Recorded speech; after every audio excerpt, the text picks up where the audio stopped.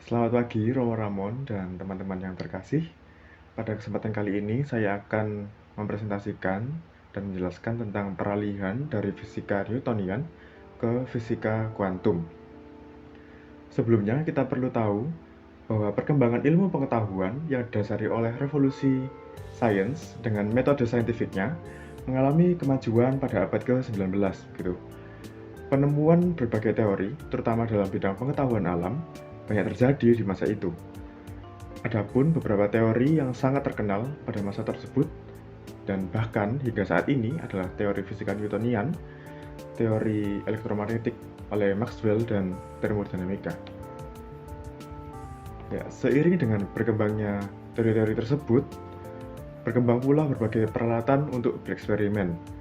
Hal ini memicu berbagai penemuan fenomena-fenomena baru oleh para ilmuwan yang tidak dapat dijelaskan oleh teori fisika yang sebelumnya.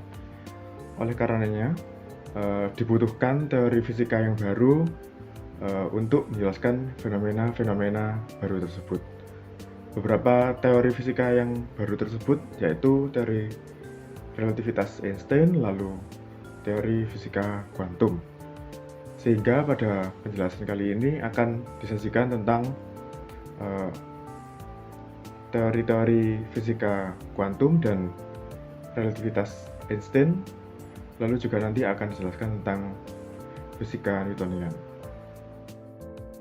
Tentang fisika Newton, teori fisika Newton ini bertitik tolak pada keingintahuan Isaac Newton mengenai fenomena benda jatuh dari ketinggian tertentu menuju ke permukaan bumi. Ya, seperti kita tahu bahwa ada cerita tentang Newton yang duduk di bawah pohon apel begitu, lalu mengamati ketika apel itu jatuh. Dia merasa ingin tahu kenapa kok apel itu bisa jatuh. Tapi kok untung kok duduk di bawah pohon apel, kenapa nggak pohon durian gitu ya. Rasa ingin tahu ini membuatnya berteori tentang penyebab terjadinya fenomena benda jatuh. Dia menciptakan teori gravitasi, yakni di mana besar gaya yang terjadi pada dua benda adalah berbanding lurus dengan konstanta gravitasi dan massa kedua objek, serta berbanding terbalik dengan kuadrat jarak kedua objek. Ya, seperti ini rumusnya. Bisa kita lihat, F sama dengan G adalah konstanta gravitasi. Ini besarnya 6,672 kali 10 pangkat min 11 gitu. Lalu M ini adalah massa kedua benda, jadi massa benda 1 dan massa benda 2, lalu dibagi dengan kuadrat jarak gitu. Teori tersebut ingin menjelaskan bahwa terdapat suatu kekuatan yang disebut dengan gaya gitu, yang terjadi di antara dua benda yang tarik-menarik. Teori ini berlaku pada fenomena yang diselidiki oleh Newton tentang benda jatuh, lalu gravitasi yang mengikat bulan atau planet, tentang bagaimana bulan itu tidak jatuh atau terlepas jauh dari orbitnya gitu ya. Begitu juga dengan planet-planet lain yang mengitari matahari. Selain teori gravitasi, Newton juga menciptakan hukum Newton yang terbagi atas hukum pertama, kedua, dan ketiga Newton. Secara sederhana, hukum 1 dan 2 itu berusaha mencari gaya yang bekerja pada benda dengan kecepatan atau percepatan tertentu gitu. Secara umum penyebutannya di dalam materi fisika adalah gerak lurus beraturan GLB dan atau gerak lurus berubah beraturan GLBB. Yang GLBB ini mengalami percepatan gitu. Khusus pada hukum ketiga, Newton ingin menunjukkan adanya suatu reaksi atas suatu aksi yang gayanya sama besar namun berlainan arah dari kedua benda. Jadi kita bisa membayangkan sebuah roket gitu, jika roket mulai menyalakan mesinnya lalu mendorong ke bawah, roket sendiri akan naik ke atas, seperti itu pengandaian sederhananya. Lalu tentang peralihan, seperti yang telah disebutkan bahwa fenomena-fenomena baru tersebut muncul oleh karena ditemukannya alat-alat baru. Tapi fenomena tersebut tidak dapat dijelaskan oleh teori fisika klasik gitu. Nah, di sini terdapat beberapa teori. Beberapa di antaranya adalah Albert Einstein yang menemukan adanya ketidakterhubungan antara teori mekanika Newton dengan hukum Maxwell gitu ya, tentang medan listrik atau elektromagnet. Dan penemuan Max Planck mengenai radiasi benda hitam, yang kedua hal tersebut tidak dapat diselesaikan dengan teori Newton tadi. Sehingga pembahasan beralih pada penjelasan singkat mengenai teori relativitas Einstein dan teori fisika kuantum. Ya, tentang relativitas Einstein. Teman-teman pasti pernah mengamati ketika naik mobil, melihat mobil di sebelah mobil kita bergerak gitu ya, dengan kecepatan yang sama. Mobil yang kita lihat itu seolah-olah diam gitu karena kecepatannya sama. Lalu kira-kira apa yang terjadi jika kita bergerak dengan kecepatan yang sama dengan kecepatan cahaya? Seharusnya cahaya tersebut juga terlihat diam, ya kan? Bagaimana bentuk cahaya yang diam tersebut? Nah, beberapa pertanyaan tersebut ditanyakan oleh Einstein dan ia menciptakan teori relativitas untuk menjawab pertanyaan tersebut. Ya, ketika masa itu, Einstein menemukan suatu kejanggalan dari teori Newton dengan teori listrik magnet Maxwell. Ia menciptakan sebuah teori atau postulat atau andaian dasar yang dapat menghubungkan antara kedua teori tersebut, mekanika Newton dan Maxwell. Yang pertama, the laws of physics establish the same form in all inertial reference frames, atau hukum fisika berlaku sama di semua kerangka acuan inersia. Contohnya begini ya, pendulum yang dibawa oleh seseorang ketika diam, getarannya akan sama dengan ketika orang itu bergerak dengan kecepatan konstan di dalam mobil. Nah, hal yang sama juga terjadi ketika seseorang itu membawa pendulum di dalam kereta dengan kecepatan yang tentu saja lebih tinggi daripada mobil, dan itu secara konstan begitu ya, dan getaran pendulumnya adalah sama. Nah, ini berarti jumlah gaya itu adalah sama dengan nol atau diam ataupun konstan. Ini berkaitan dengan hukum Newton yang pertama begitu ya, dimanapun ia berada ia tetap memiliki nilai yang sama, adalah nol. Nol itu didefinisikan sebagai diam ataupun kecepatan konstan gitu. Lalu yang kedua ada light propagates through empty space with a definite speed c, independent of the speed of the source of or observer. Atau kecepatan cahaya di ruang hampa adalah mutlak sebesar c dan tidak bergantung pada sumber cahaya atau pengamat. Hal ini dapat dipahami melalui hal berikut. Ya, ketika sumber cahaya mendekati kita akan merasa cahaya tersebut datang dengan cepat. Sedangkan ketika sumber cahaya tersebut menjauh, kita akan merasa cahaya itu melambat gitu ya. Di situasi lain, ketika kita bergerak bersamaan dengan sumber cahaya, kita akan merasa sama cepatnya dengan cahaya yang bergerak itu. Tapi Einstein mengatakannya tidak gitu. Karena kecepatan cahaya itu mutlak sama semua sebesar c, tidak berubah-ubah pada semua pengamat. Nah, dari kedua postulat tersebut ada konsekuensi yang terjadi, yakni pengukuran jarak dan pengukuran waktu relatif terhadap pengamatnya gitu. Hal ini dapat dijelaskan dalam contoh tentang bagaimana daerah Indonesia Timur menerima cahaya matahari lebih dahulu ketimbang daerah Indonesia yang ada di barat gitu. Di dalam berotasi, bumi bergerak dari arah barat ke timur atau dari kanan ke kiri gitu ya. Hal ini menyebabkan adanya selang waktu agar cahaya matahari dapat sampai ke tempat tertentu di suatu belahan bumi. Dalam kasus ini adalah Indonesia gitu ya.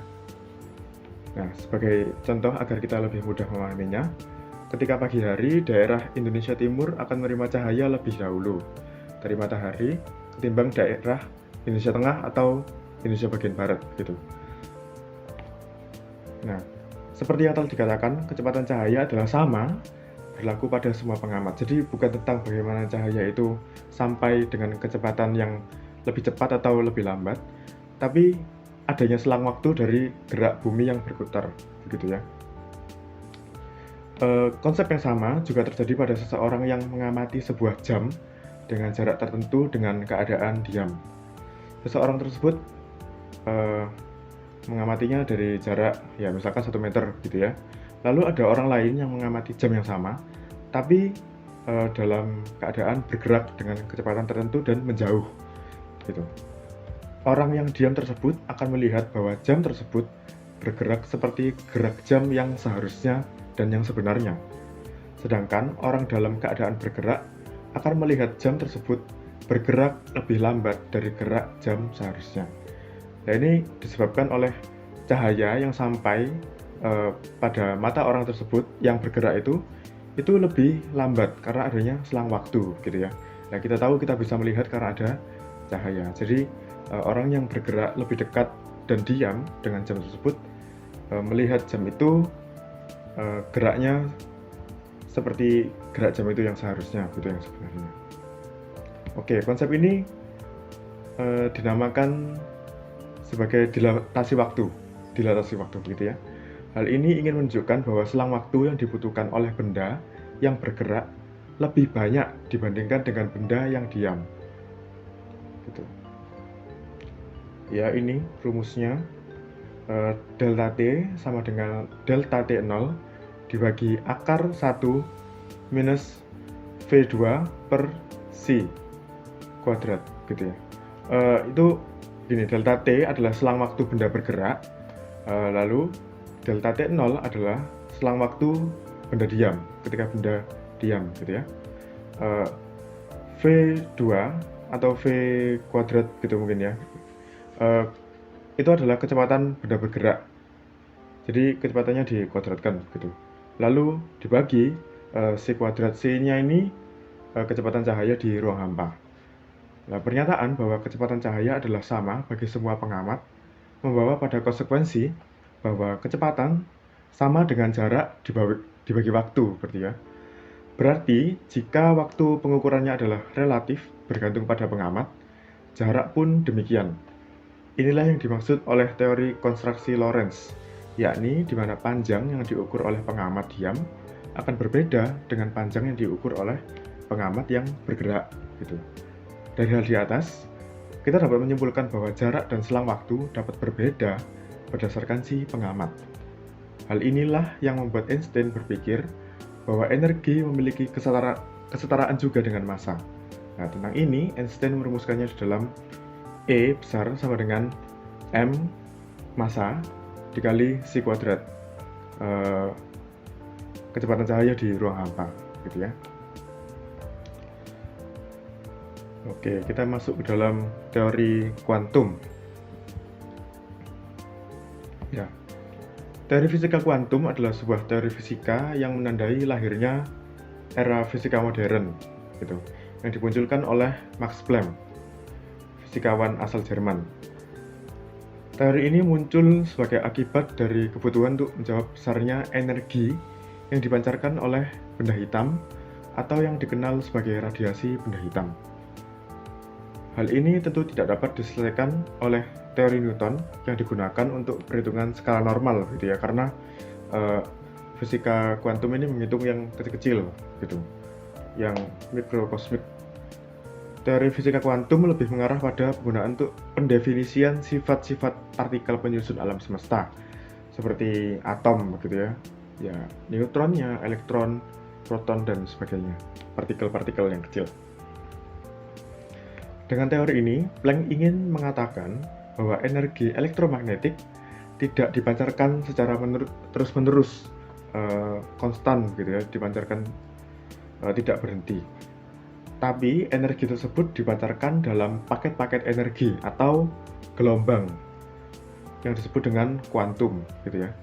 Besarnya energi ini bergantung pada besarnya frekuensi gelombang elektromagnetik. Nah, Planck menjelaskan teori tersebut ke dalam rumus berikut. Gitu.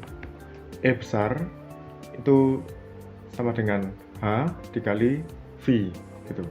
V ini adalah frekuensi gitu ya, banyaknya gelombang yang terjadi begitu, banyak gelombang yang dihitung. Lalu H adalah tetapan Planck yang sebesar 6,626 kali 10 pangkat min 34 Joule second gitu. Dicetuskannya teori ini membawa pada kemunculan teori mekanika kuantum, di mana fenomena-fenomena mikrokosmik, sistem atom dan subatom begitu dijelaskan di dalamnya. Konsep mekanika kuantum ini digunakan untuk menggantikan mekanika klasik ya, milik Newton gitu ya. Di mana mekanika kuantum dapat menjelaskan keadaan atom yang berada pada superposisi. Superposisi ini maksudnya dapat memiliki probabilitas keadaan sekaligus. Misalkan bisa 0 dan 1. Bisa iya dan bisa tidak di antara kedua itu. Gitu ya. Jadi indeterminasi, tidak ada determinasi di posisi atom tersebut. Di dalam teori mekanika kuantum terdapat suatu fungsi matematika, yaitu fungsi gelombang, yaitu gelombang yang memberikan informasi mengenai amplitudo kemungkinan dari posisi, momentum, dan properti fisik lainnya dari sebuah partikel. Itu yang disebutkan di atas, superposisi. Begitu. Dari hal ini muncullah konsep indeterminasi atau suatu keadaan yang penuh dengan kemungkinan-kemungkinan. Sedangkan semakin besar energi yang dipancarkan dalam tiap gelombang, semakin besar pula kemungkinan suatu partikel ditemukan, gitu ya. Jadi semakin besar energi yang dipancarkan dalam gelombangnya itu, semakin besar pula kemungkinan suatu partikel dapat ditemukan. Rumusnya atau persamaannya seperti ini. Ini adalah persamaan Schrödinger, gitu. Mohon maaf jika saya salah menyebutkannya. Ini persamaan untuk menghitung atau menjelaskan tentang mekanika kuantum tadi. Kesimpulannya, adanya teori yang selama sekian tahun dipercaya dapat menjawab segala pertanyaan di alam semesta terkait dengan gerak-geraknya, nampaknya tak cukup untuk mencapai kebenaran lebih dalam di balik hal tersebut. Oleh karenanya, bermunculan berbagai teori-teori baru sebagai penyempurna atas teori lama yang tidak dapat menjawab fenomena alam tertentu. Kemunculan suatu teori sains bahkan dapat memengaruhi bagaimana seseorang mempercayai sesuatu tentang probabilitas di dalam mekanika kuantum, gitu ya, tentang superposisi tadi.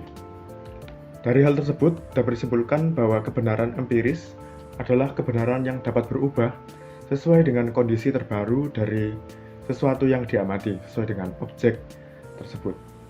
Maka sebenarnya kebenaran sains pun tidak dapat diterima secara mutlak, gitu ya. Maksud saya tidak dapat secara mutlak benar.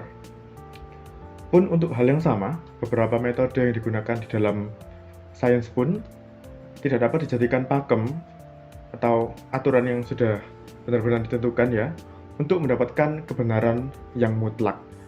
Sehingga perlu diteliti kembali hal-hal yang sebelumnya dianggap benar. Ini adalah sumber bacaan yang saya gunakan, itu ada beberapa dan lebih banyak dari internet. Oke, terima kasih. Selamat pagi.